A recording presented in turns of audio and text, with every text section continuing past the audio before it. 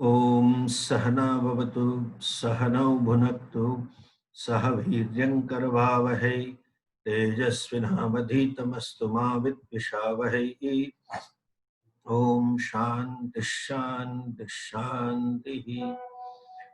Shruti Smriti Purananam Alayam Karunalayam Namami Bhagavat Padam Shankaram Lokashankaram Shankaram Shankaracharyam Keshavam Badarayanam Sutra Bhashya Vande Bhagavanto Punah Punah Ishvaro Gururatmeti Murti Bheda Vibhagine Vyomavad Vyapta Dehaya Dakshina Murtaye Namaha.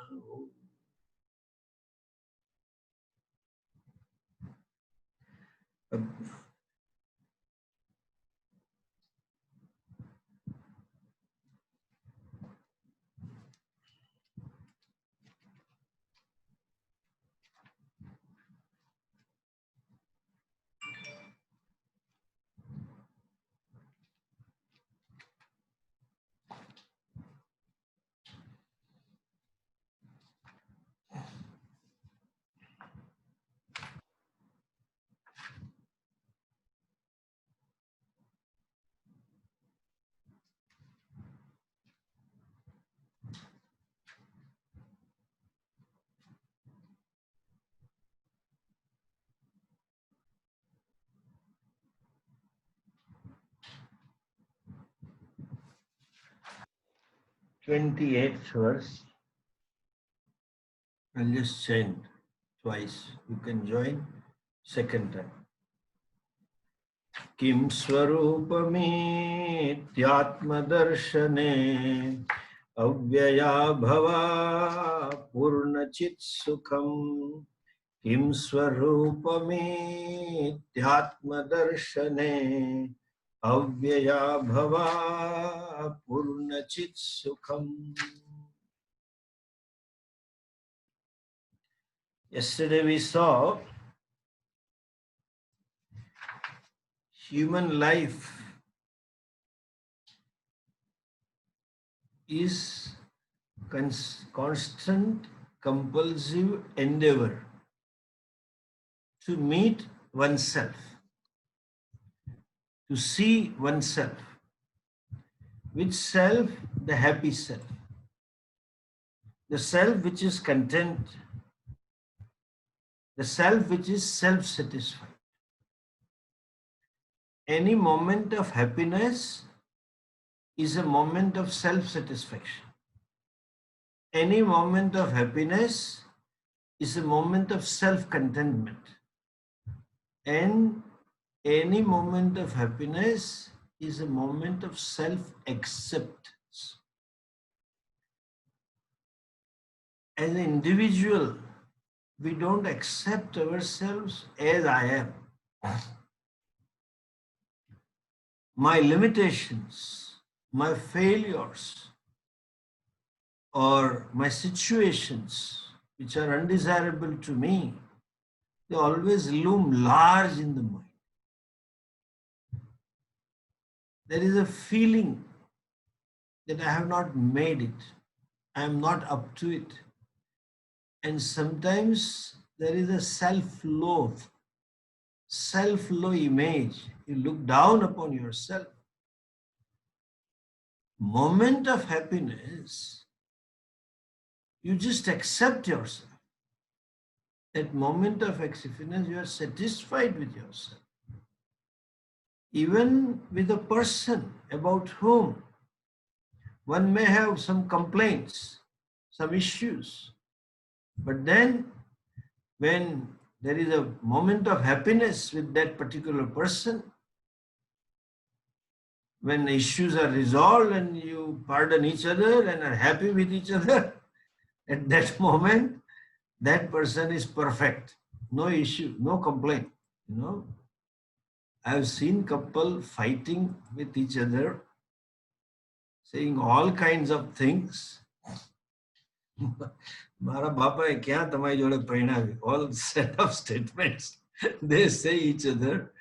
But then when there is an agreement when they sit with each other and then they say, sorry, then each one tells the other, I am sorry, you are so nice and you are so good. You are so caring to me and your heart is so good. Sometimes you speak something. And she will say, no, no, no, no, you are great and you are so loving and so caring and blah, blah, blah. Only thing is your anger is good, but I can appreciate you may have some anger. Acceptance, All limitations of other person become accepted.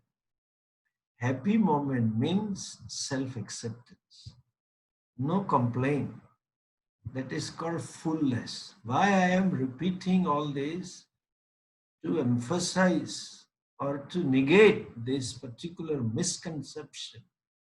Ananda or Sukha or self-Ananda, Satchidananda is not bliss. Somehow the word bliss has crept into our tradition. Anybody talking Shastra in English tells bliss, divine bliss, and then they again have an adjective as the bliss itself is not enough to confuse, which is undefined word. They give a new undefined word, not a simple bliss, but divine, And then again, tone also changes about divinity, so-called divine. Anyway, see, this is the problem.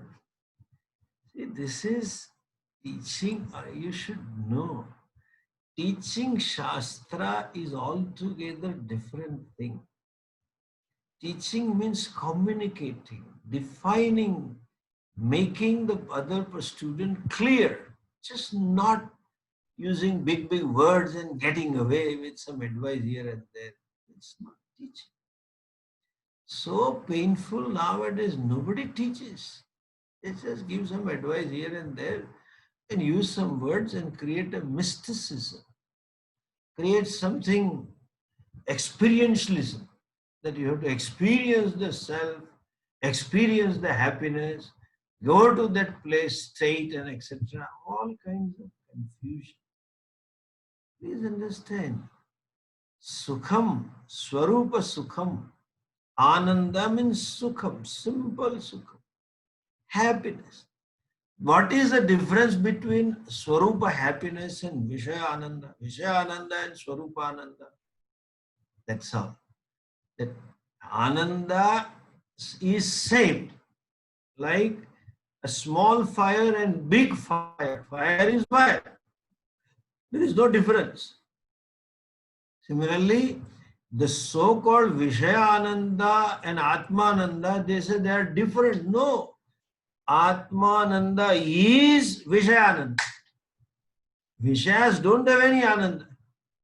You don't have any joy. There is no object called happiness, or much less there is an object having a quality called happiness, like sweetness and bitterness and sourness, etc. Nothing. Same Ananda manifests through some nimitta. There are not two Anandas, it's same thing. And I said, just look at yourself. Just analyze your own experience of happiness. Even simple experience of eating ice cream. Any, if I use a modern word, any wow experience. Wow, that's it. At that moment, there is a total happiness. All complaints, all dissatisfaction temporarily suspended. That apohanam is a blessing, I told you yesterday. To forget the thing is a blessing. And that since you and I have capacity to forget, we can sleep. And because of that capacity, we can drop the blessed thing, which is paining all the time. You drop it and become happy moment.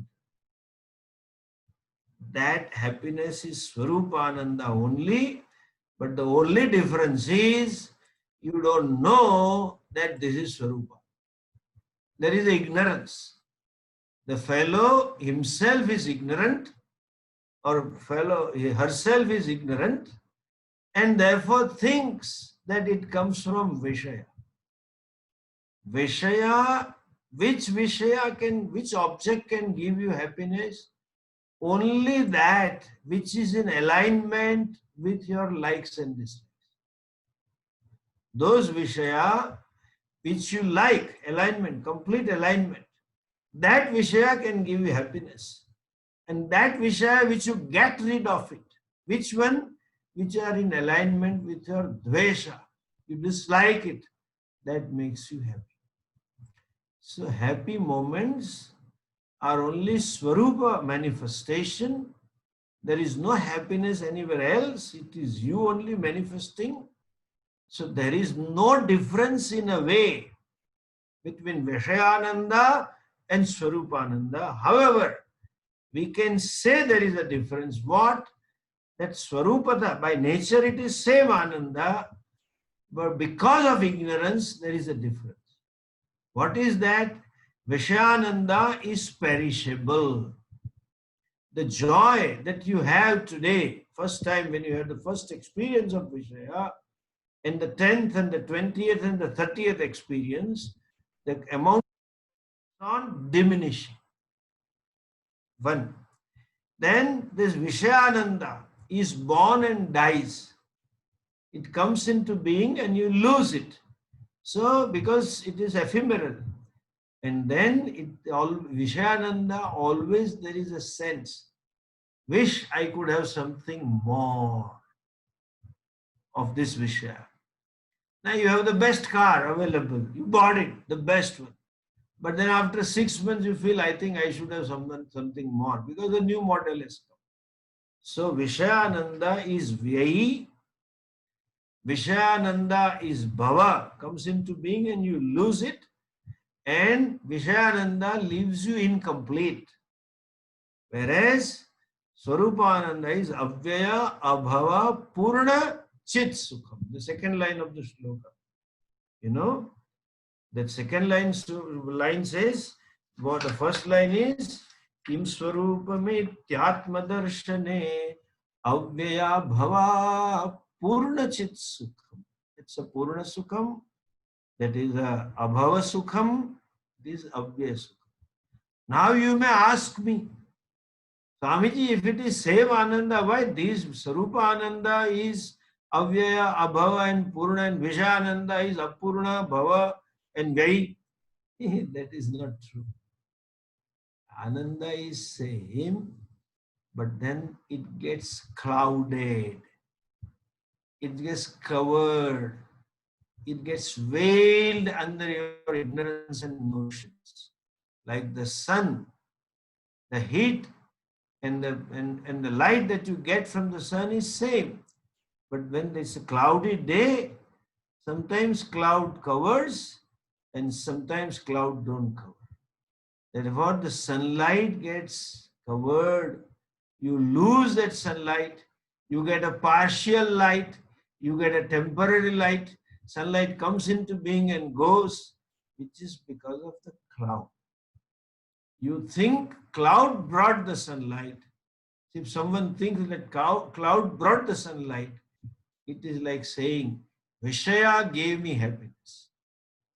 This particular experience made me happy.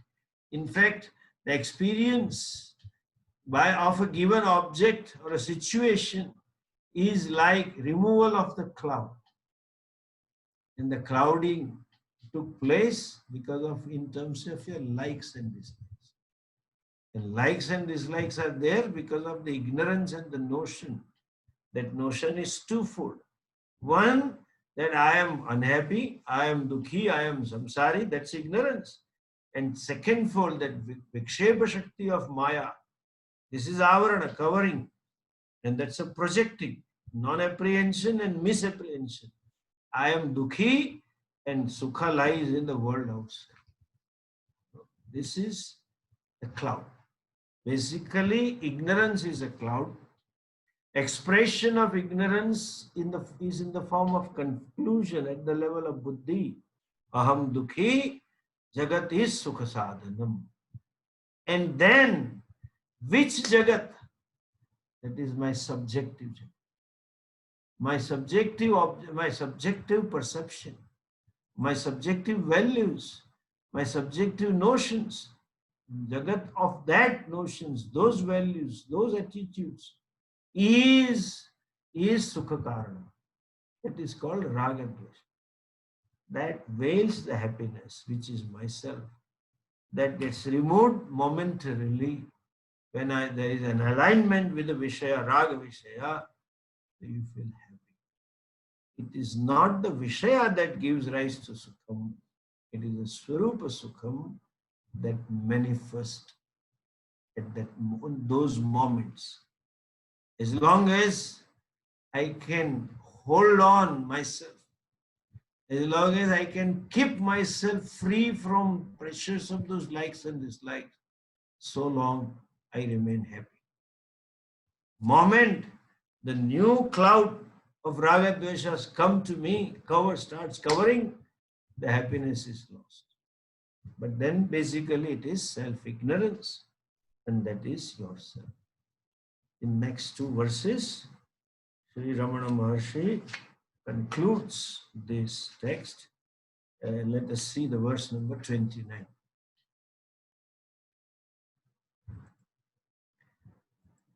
Bandhamuktyatitam param sukham, bandhamuktyatitam param sukham, vindati haji vastu daivika, vindati haji vastu daivika. Bandhamuktati tam param sukham, vindati haji vastu daivika. Okay. This such chanting only create confusion, you know. Second line, vindati haji vastu daivika. It is not vastu, jiva tu daivika. Okay. I being what I am, great musician, you know. So I will do that. Anyway, he says, Bandha Mukti Atitam. Atitam, that which is beyond. Atitam means that which is free from. Atitam means that which is devoid of. What? That which is devoid of Bandha and Mukti. Devoid of bondage and liberation. And what is it? Param Sukham. Param Sukham. Param means limitless. Param means unconditioned, unbound, limitless. All are synonyms. Sukham. That Satchidananda, that you are Ananda, and what kind of Ananda was told in the previous verse. Now the question may come, when will I get that Ananda? And where will I get that Ananda? When means here now as I am, or in some deep state of samadhi? Or do I need to sit under some tree to realize the self and gain the knowledge? Do I need to go to some place where I get vibes of divinity? This is all confusing. You know, this is non-teaching teacher. Vibes. What is vibe? There is no vibration. And then I feel good vibes. What good vibe? I don't know. It must be only gastric problem. That idiot must be calling. I feel good vibes. There is not good vibe. Anyway, you better don't bother for good vibes. You better pray for good wife. That's all. You need one. Anyway, coming to this fellow, this Sukham, how will he? He says, when and where, as you are, here and now. Okay? Vindati iha. You will gain here itself, as you are, wherever you are, whoever you are. You know? And then that jiva, the limitless happiness, that is self, which is free from any kind of bondage and liberation, which is devoid of any bondage and liberation, that individual gains, which jiva, that individual, Or you can say the ignorant fellow gains. But then there is one adjective, daivikaha. Daivikaha jivaha ihaiva vindati. He gains right here and now, as he or she is, where he or she is, how he or however he or she is. Two things here, bandha and mukta. You know, this is the one of the unique aspect of Vedic tradition.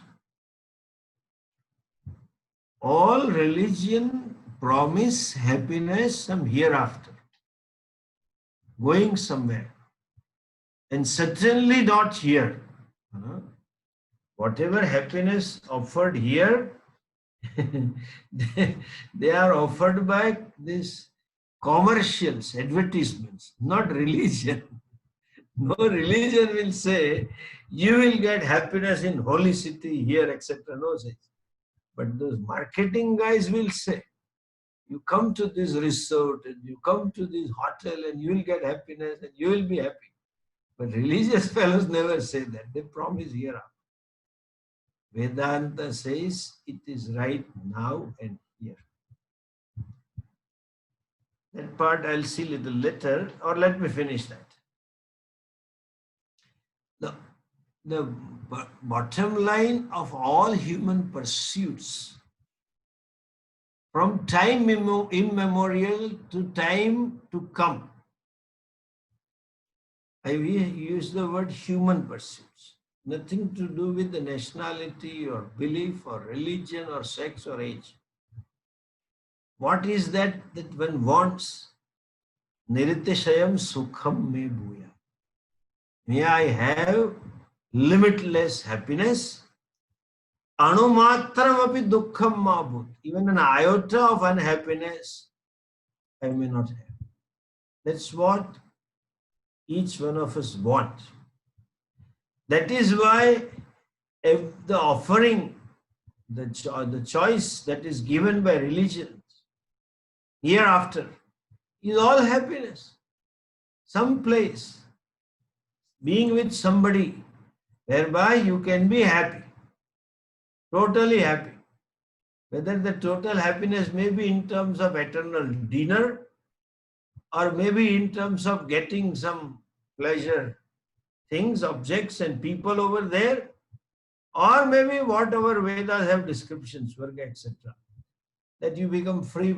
In fact, by the way, this Vedic description of heaven is much better and it is a detailed description, very specific and looks like better than all other heavens, because they say if you go to, if the faithful will go to heaven and they will have eternal dinner with the Lord. Now suppose I have some gastro problem, there is no mention of medicine over there. There is no, and whether that food will suit to me or not, that is also not mentioned. You see, you bring some American or Argentinian or Japanese to our Rajkot ashram and give him gathias and marcha, the poor fellow, when he comes here, he will, oh my God, Swamiji, your ashram is like heaven, so nice, so beautiful, so well, clean, blah, blah, blah. And when he goes on dining table, it is hell, because can't negotiate those chilies. So there is no description whether that God's chef knows all cuisines, intercontinental and regional dishes. And suppose, like here also, eating at home, I have some gastro problem. Even if my wife cooks or my shishya cooks, I have, but there is no mention of medicine. Ours is better, Veda. They say there is no hunger in heaven, no thirst in heaven. So you are free. You are not to waste time in eating, not to waste energy in digesting, not to waste time in drinking. Enjoy. That's it. You're saved from it, all involvement and issues. Anyway, so coming back to this, all religion therefore offer happiness hereafter. Shastra says you gain here and now. nowhere going, not becoming anything. Whatever you are, wherever you are, and in spite of all your limitations available, you can know. It is here. That is possible only because it is you. Had it been something other than me, an object, then I have to achieve. If it is myself, one thing that you cannot miss, never, it is yourself. So that is, you can gain it right now and here. But then there is an adjective, daivikaha jiva. Okay? Why teacher says daivikaha? Daivikaha doesn't mean divine jiva. Okay? Daivikaha means that individual who is endowed with daivi sampatti. We have discussed this in Tattva Bodha. One who is endowed with sixfold qualities like Shama, Dama, Uparama, Titiksha, Shraddha and Samadhanam. All these values, all these attitudes are there, that fellow gains. Because this point also I have discussed earlier when we began the teaching. Every knowledge presupposes the qualification. One needs to be qualified to gain knowledge. One needs to have certain samskaras, certain cognitive wisdom and certain attitude to gain particular knowledge. And this knowledge necessitates these attitudes, Shamadama, Uparama, Titiksha, Shraddha, Samadhanam, and Vivek, and that goes without saying, Vivek, Vairag, etc. When one has these, then one can gain the knowledge. Okay?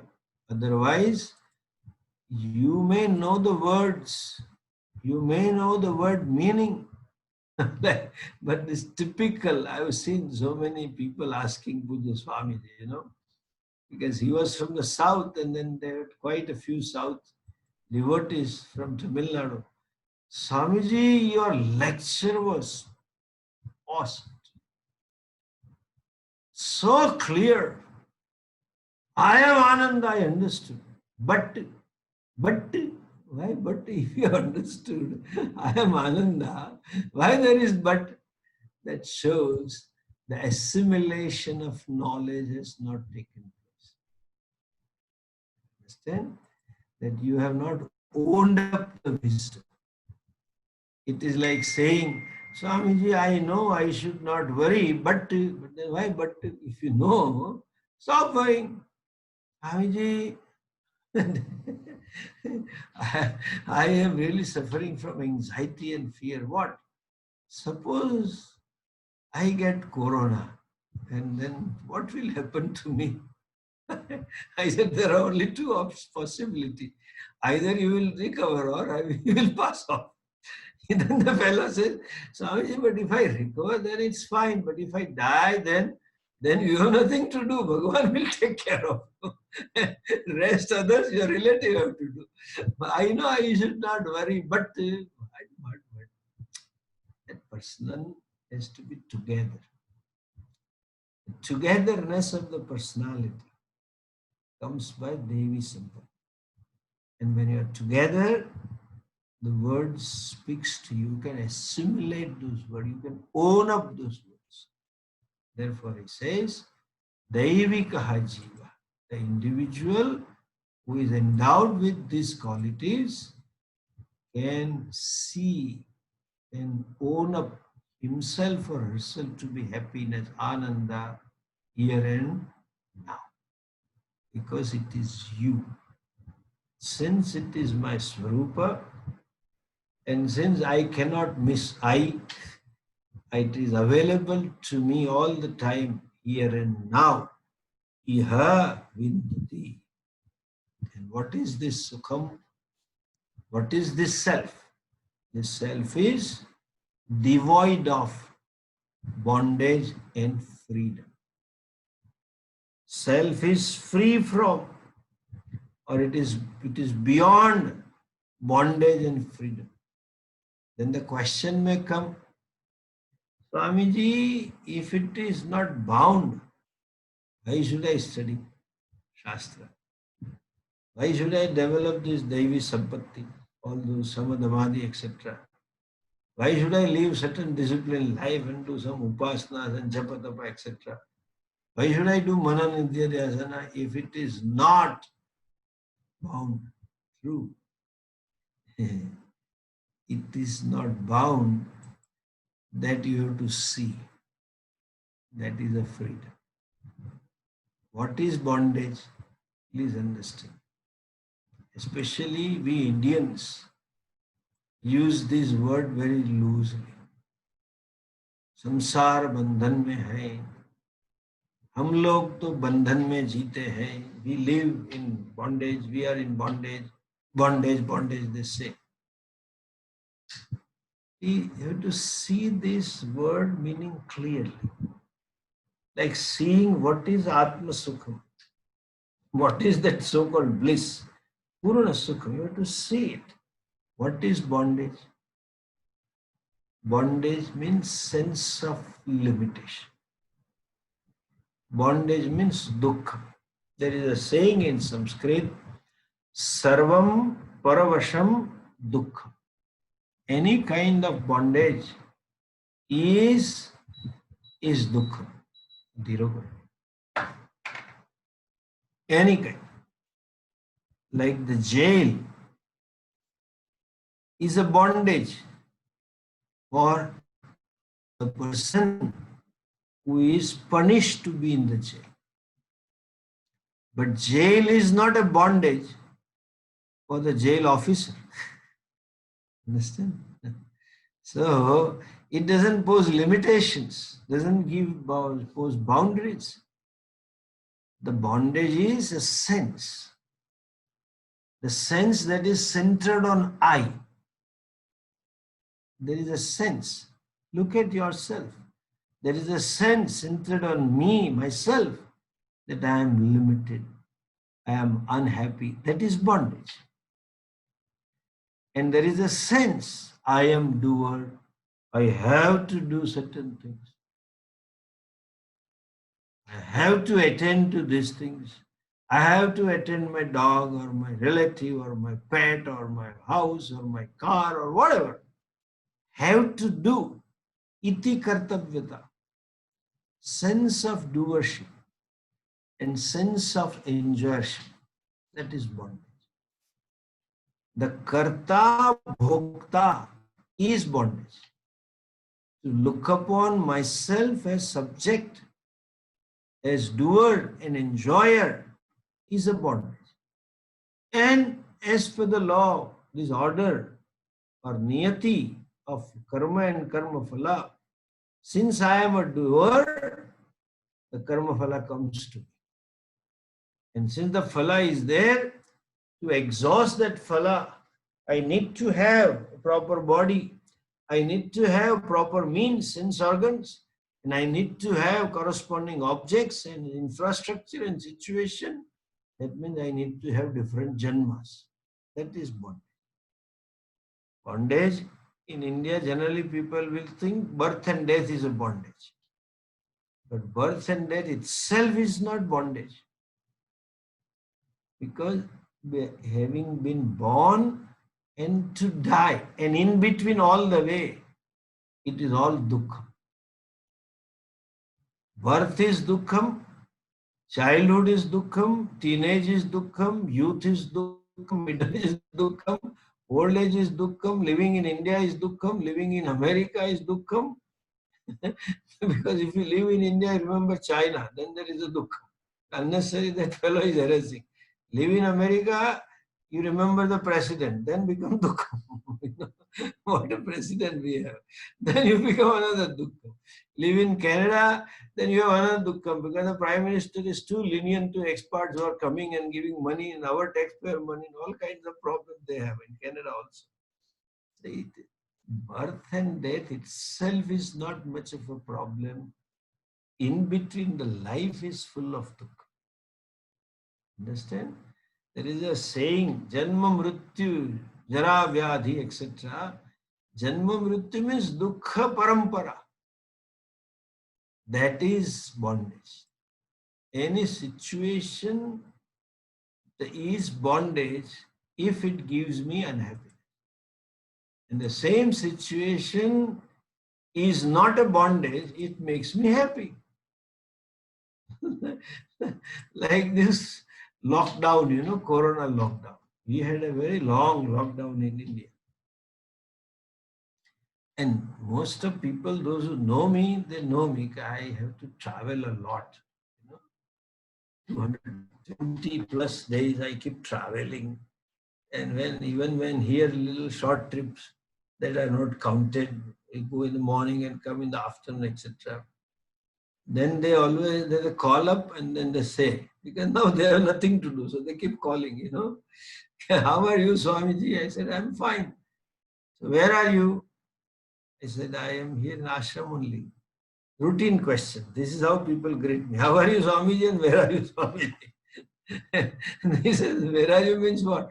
I said, are you there in ashram only? I said, yes, yes. Good that you came back before the lockdown started. And I think you must be knowing because Modi ji might have told you, as though he calls me every day and tells me that he is going to put a lockdown and you must have come back to ashram. I said, no, I sensed it and I came back. How are the things? I said, fine. You must be getting bored and must be unhappy. No? You are not traveling. Who said so? You won't believe me. I went out of this ashram premises after 85 days. Just today I had to go to some place. Baroda had to travel. I traveled and then came back. Until then I had never gone out. I don't want to go. I'm happy. So being inside and my staff who was stuck inside, they come from outstation. They felt that Swamiji is keeping us in bondage. And one fellow revolted. I'm going. I said, go. I tried to stop him. I stopped him for 3-4 days. And fifth day, he just shouted, I'm going. You are keeping me in bondage. You don't want to leave me. I said, okay, now what can I do now? You go. And when the fellow went out, suffered for 2 days and came back. I can't cross Rajkot because police are there. So the same premises is dukkham for him. And I am happy. I enjoy traveling, I enjoy company of people, and I enjoy solitude, and I enjoy being with myself. What's the big deal about it? So, but bondage is dukkha. Understand? There is no other bondage. The compound wall of the ashram is not bondage. If I am unhappy, it is bondage. If I am happy, it is not bondage. That is felt. Unhappiness is always felt. This is again ignorance. This again adhyaropa. This again is misapprehension. That I am unhappy because something other than myself. Object, people, situation, or even my own body, but not myself. I am unhappy, that is a notion centered on I. Just as I told you, there is no happiness in the world outside, there is no unhappiness. It may cause you discomfort, that is I appreciate. Body-wise, mind-wise, buddhi-wise, it may be causing discomfort.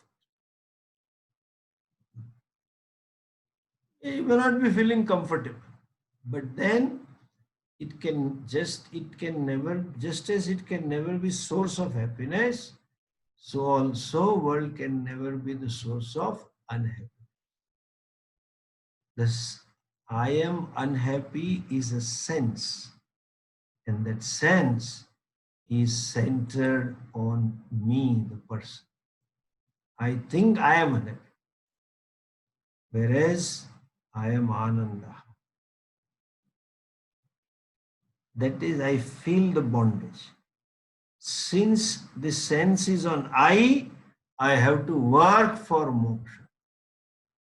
Okay? Don't say, If I am beyond bondage, why should I work?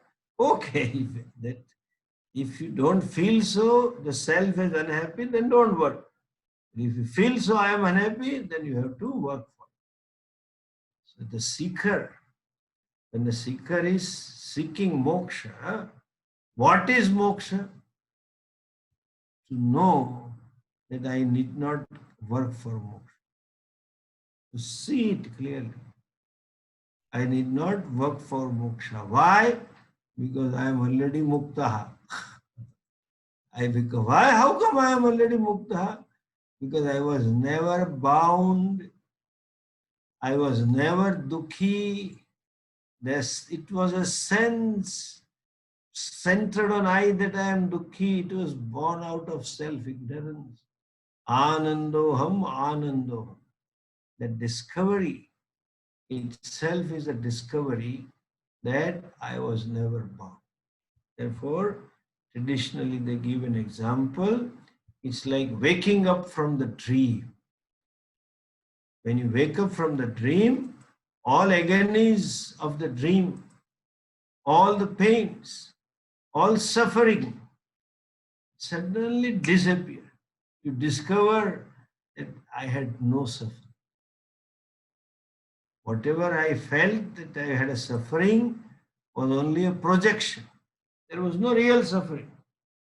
I was seeing myself as a hungry guy.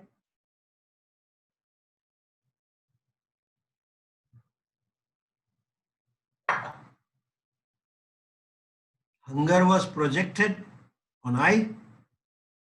The discovery that I never was hungry. In fact, it is because of little overeating only I got the dream. The fellow, my stomach is tight. I have gastro problem, little bit. So there is no question of hunger at all. The discovery is called Bandha Muktyatītam Param Sukham. That limitless happiness, that limitless self which is limitless, which is beyond bondage and freedom. Okay, this is discovery. This is a statement of fact.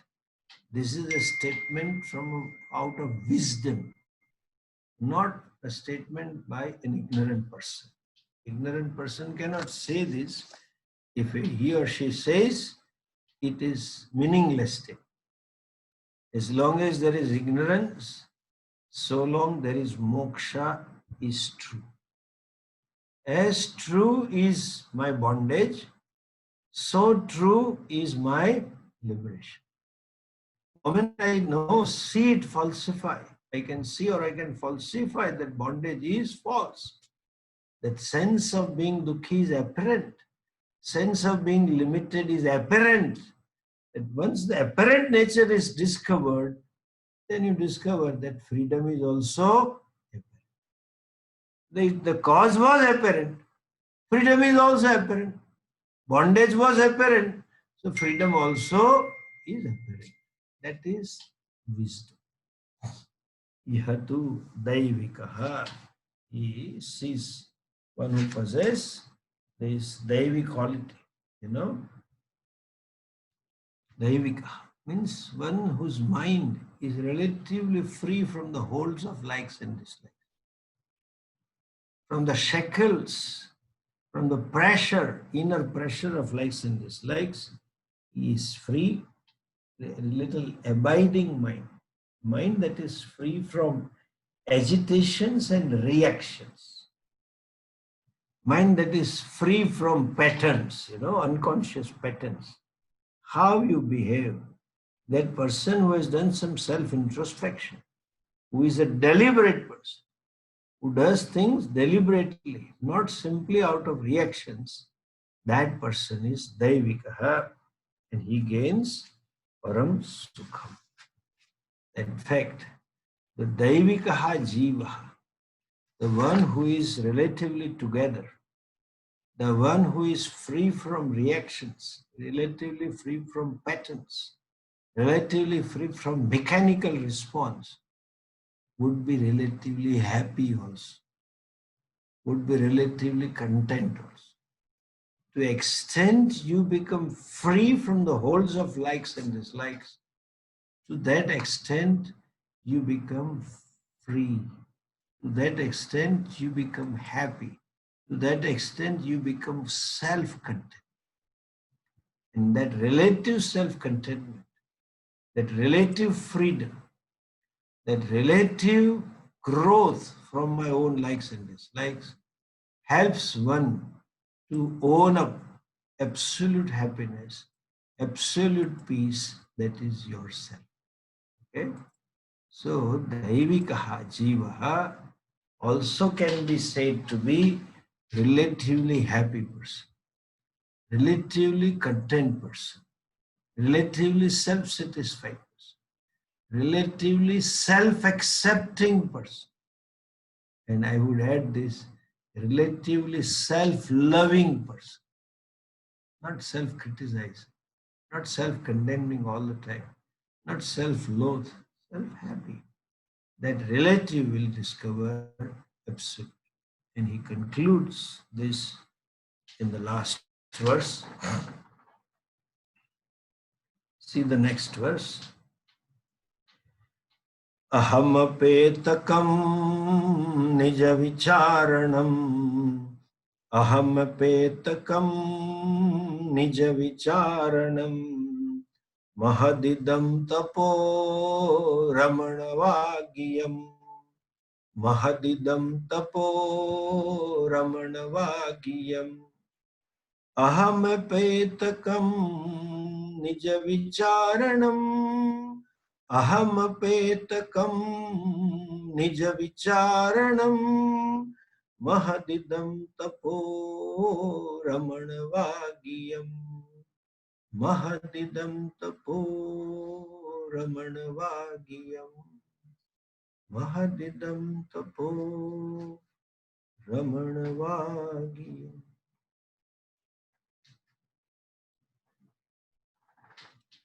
Aham apetakam.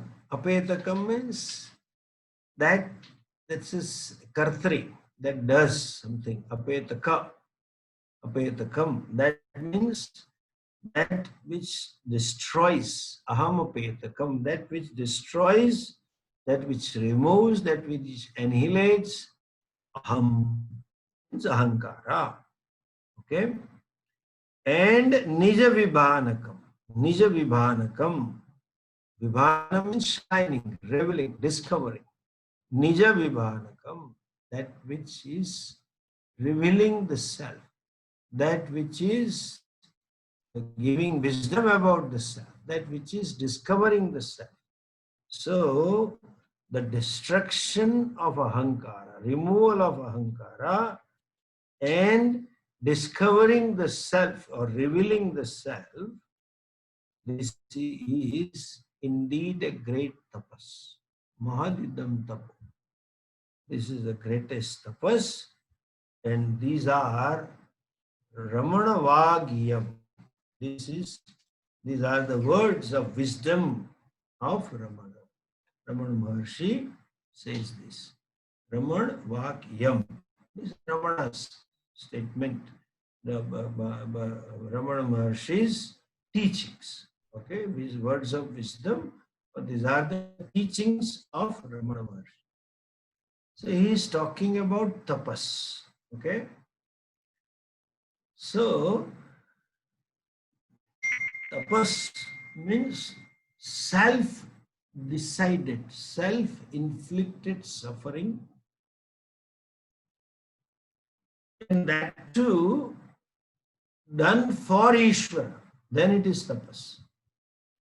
No, modern people also have some self-inflicted suffering, self-inflicted pain. What? Dieting. People do dieting. They deprive themselves from eating certain things, even though they may like it, even though they may want to eat, but they deprive themselves. But that is not tapas. Okay?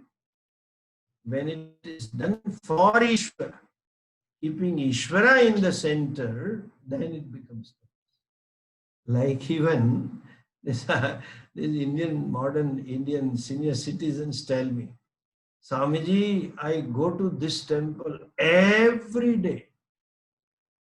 I know where this fellow lives and I know where this temple is. So I said, you go so far.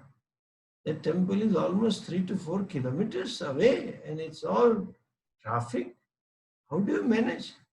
I said, no, Swamiji, I manage every day. He said, really? How do you manage? Then the truth is revealed. I go, my doctors have told me to walk. I am diabetic. So when I go for morning walk, I go to temple and have darshan also. That is also is not tapas, okay? It doesn't become tapas. I decided that I will walk to this Padayatra, to this temple during the month of Shravanam. And as a byproduct, I get this walking and exercise, then it's okay. But to walk and then as a byproduct have Bhagavan, that does not tapas. So tapas is something which is done for Ishvara. Keeping Ishvara in the center, or that in self-inflicted suffering, self-decided suffering, to gain the grace of Ishvara.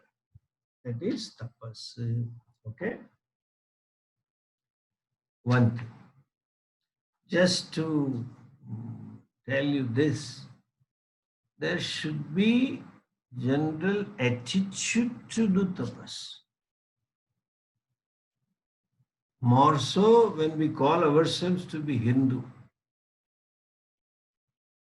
Hindu society, Hindu culture, or even religion has a great value for tapas.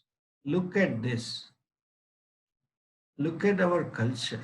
How important tapas must be. Look at the way lived our life. Now that structure is broken, that varnashrama structure, because Rajyashraya is not there, government is not supporting religion and religious views, because the goal of life, see, this varnashrama structure can survive if the goal is moksha, if the goal is dharma, but the goal of the life is artha kama, then that structure won't work. You know, this is not designed for it.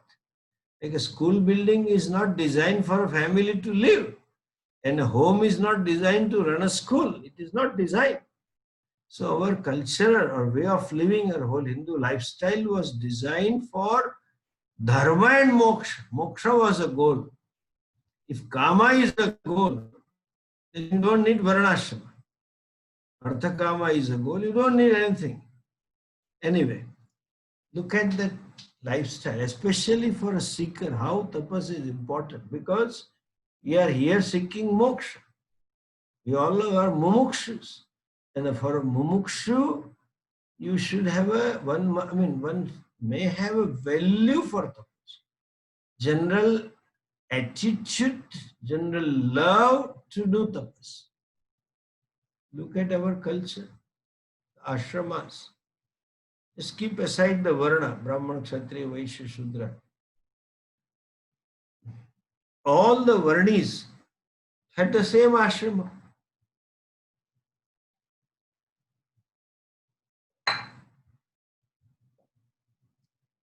They had also grahastha ashrama. They also had a vanaprastha, brahmacharya, etc. 3 ashramas are predominantly is life of tapas. Brahmacharya ashram, we read in the stories. The prince, hair prince, even if they go to teacher, Gurukulam, they lived like a commoner, and not only lived like a commoner, they lived a life of tapas. This Yagnopavita Samskaram, the thread ceremony as they call it in English. And monument, the one is initiated into that and he or she goes to teacher to study. And he lives in the close proximity as a family member of the teacher, not day boys, day scholars. No, they were antevasis. They lived with the teacher. When Yajnopavitam is given, there are certain vows, very strict. I will not use any cosmetics. Even simple hair oil, I will not use. That kind of tapas. And we have so many stories, including Krishna, though he was Bhagavan, including Rama. When they went to their teachers to study, they lived a life of penance. They lived a life of suffering. No? So, Kurukula Vasa, our brahmacharya ashrama, is life of tapas. Vanaprastha is also tapas, going to forest and doing upasanas and living a simple life. And sannyasa is also tapas. 75% of life was earmarked to do tapas. Bhagavan himself says in conclusion in the 18th chapter what to do and what not to do. Yagno danam tapaschaiva natyajyam karyamevata. One must commit oneself to tapas. Jainism, value for tapas. Buddhism, value for tapas. All those religions who originated, in Swamiji's word, from this side of Himalayas, not across Himalayas, desert religion. He who originated this side of Himalayas, all those religions have emphasized tapas. Even nowhere in the world you find these injunctions for grahasthas, which gives a freedom for arthakama. Grahastha ashrama is arthakama. You have choice. Not only there are injunctions, but look at the value that society had, Indian culture had. Even today, most of the grahasthas you will find doing some fasting or other. There is a value.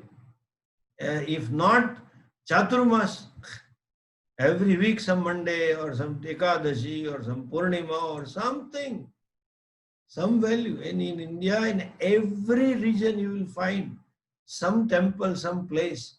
People will walk to that temple. The tapas, no car is available, roads are there. No, padayatra, no, pilgrimage on foot. And a big scale like Sabrimala and etc. Or even Jalaram Bapa, Punam Bharwani. Dakor ni Punam Bharwani, they say. You go to Dakor and there is a place in between Ahmedabad and Baroda. Thousands of people go there on Ekadashi or Purnima. Tapas. Even today, society has a value. Ayyappa, Mandalam, this Sabrimala, 40 days they live a life of tapas. So, that is important to do tapas, tapa pradhanam. Tapas has the benefit of tapas is 2, 3. One, your determination power, decision power, willpower increases.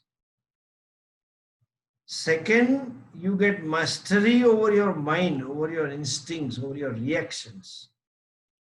You can forcefully say, no, not to be done. So you can keep your mind into little control. Tapas. And when it is done for Ishvara, you get punya. That punya which nullifies some papa. What kind of papa? Raga dvesha is a papa. Extrovertedness is a papa. Or insistence is a papa. Strong values is a papa. All that get nullified or at least reduced by tapas. Ramana Maharshi says, Mahadidam tapa. This is the ultimate tapas. This is a great tapas. There cannot be greater tapas than this, because, pardon me for using this word, tapa releases you from papa. Jaina Dharma emphasizes this only. There is papa and jiva becomes free from this sin and then goes up into loka, etc., etc. But then original papa, like original sin, is avidya. Okay? Original sin is self-ignorance. And any endeavor to remove the self-ignorance is the greatest. Because that original gets removed. And the rest of the tapas cannot remove the ignorance. Rest of the tapas can remove some raga dveshas or some external situation can be changed, etc., manipulated, etc. But then they cannot remove ignorance because ignorance cannot go except by knowledge. And you cannot gain knowledge except you have means of knowledge. Pramana Vyapar, knowledge, the means of knowledge needs to be employed. Then ignorance will go, not otherwise. And therefore, he says this is the greatest tapas. Okay? Pursuit of knowledge is greatest tapas and it is most respected in our culture. Therefore, wise person, in those days, Brahmanas used to be the wise. Any wise person got respect in the society because he had done Gnana tapas. And Ramana Maharshi says, this is my wisdom, words of wisdom. These are my words of teaching. With this word, we conclude and we'll do Shanti Patha, and then I'll make some announcements.